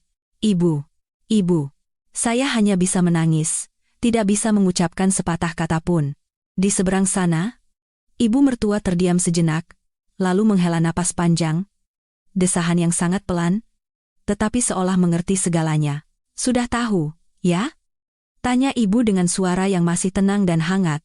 Pertanyaan itu seperti air sejuk yang menenangkan hati saya yang kalut. Ibu tidak kaget, tidak memarahi, seolah beliau sudah tahu segalanya. Iya. Sekarang Santi sudah tahu, Bu. Isak saya. Maafkan Santi. Bu, Santi sudah salah paham sama ibu. Santi sudah mengucapkan kata-kata yang tidak pantas. Maafkan Santi. Sudah, jangan menangis lagi. Suara ibu mertua lembut. Bukan salahmu. Salah ibu yang tidak menjelaskan dengan benar. Bukan? Bu? Ini salah saya. Saya tidak bisa memahami hati ibu yang begitu dalam. Sudah. Sudah. Bukan salah siapa-siapa. Kata ibu dengan suara seolah tersenyum. Kalau sudah tahu, ya sudah. Menangis sekarang juga tidak akan menyelesaikan apa-apa. Yang penting, sekarang kamu dan keluargamu bisa merayakan Lebaran dengan gembira. Itu saja sudah membuat ibu senang. Kelapangan hatinya membuat saya semakin merasa bersalah dan terharu. Ibu, kenapa ibu begitu baik pada saya? Kamu menantuku, istri dari anakku, dan ibu dari cucu-cucuku. Kalau ibu tidak baik padamu, pada siapa lagi ibu harus baik? Kata ibu dengan suara penuh cinta. Sudah, jangan menangis, hari ini kan Lebaran. Semangatlah, siapkan hidangan Lebaran bersama orang tuamu. Sampaikan juga salam sungkemku untuk leluhur di sana. Iya, Bu. Baik, saya menyeka air mata. Ibu, bapak dan ibu saya juga ingin bicara dengan ibu. Oh, ya, boleh. Dengan tangan gemetar, saya menyerahkan ponsel kepada ibu saya. Ibu menerima telepon dengan ekspresi haru. Halo, Ibu Besan. Saya ibunya Santi. Ibu dari Yogyakarta dan ibu dari Jakarta. Dua orang yang terpisah ribuan kilometer, untuk pertama kalinya berbicara melalui telepon. Tidak banyak kata yang mereka ucapkan, tetapi dalam sapaan menanyakan kabar dan ucapan terima kasih yang tulus, saya bisa merasakan ikatan batin dan rasa hormat yang mendalam telah terjalin di antara mereka. Setelah ibu, ayah dan Agus juga bergantian menyampaikan rasa terima kasih kepada ibu mertua. Percakapan itu berlangsung hampir setengah jam. Sebelum menutup telepon, saat saya kembali memegang ponsel, ibu mertua berpesan, Santi, uang itu kamu kelola dengan baik, ya? Ibu percaya padamu. Nanti setelah Lebaran, jangan buru-buru pulang. Tinggallah lebih lama di sana bersama orang tuamu.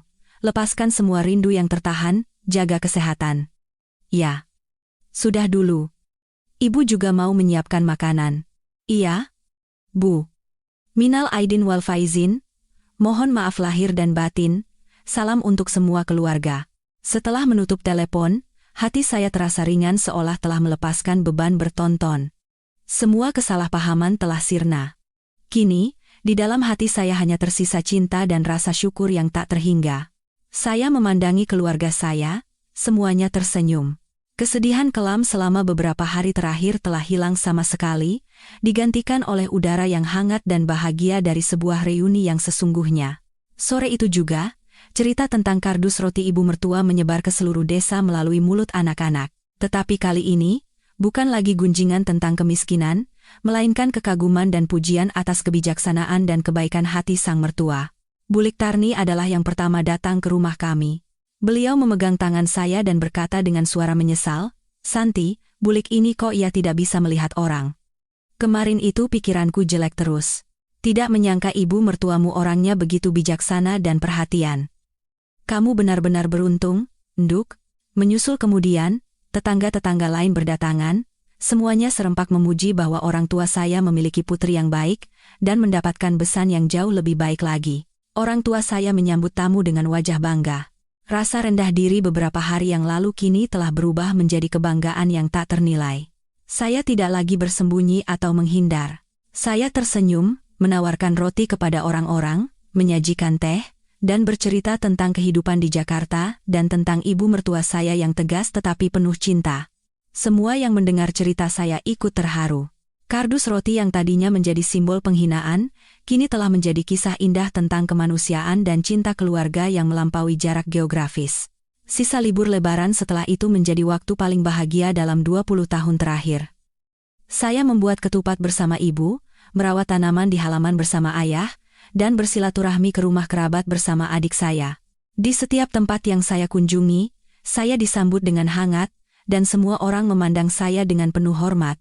Saya sadar, yang diberikan ibu mertua kepada saya bukan sekadar uang, melainkan kepercayaan diri dan kebanggaan untuk berdiri tegak di kampung halaman.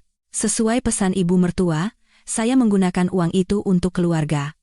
Saya memberikan sejumlah besar uang kepada orang tua saya untuk merenovasi rumah.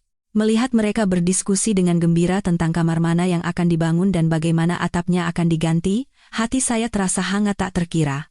Kepada Agus dan istrinya, saya memberikan modal usaha agar mereka bisa memperluas toko kelontong kecil mereka di ujung desa. Adik saya menangis saat menerima uang itu. Terima kasih, Mbak. Sampaikan juga terima kasih banyak pada Ibu Hartini. Aku akan bekerja keras agar tidak mengecewakan. Waktu berlalu, libur Lebaran pun berakhir. Tiba saatnya bagi saya untuk kembali ke Jakarta. Perpisahan kali ini tidak sesedih 20 tahun yang lalu.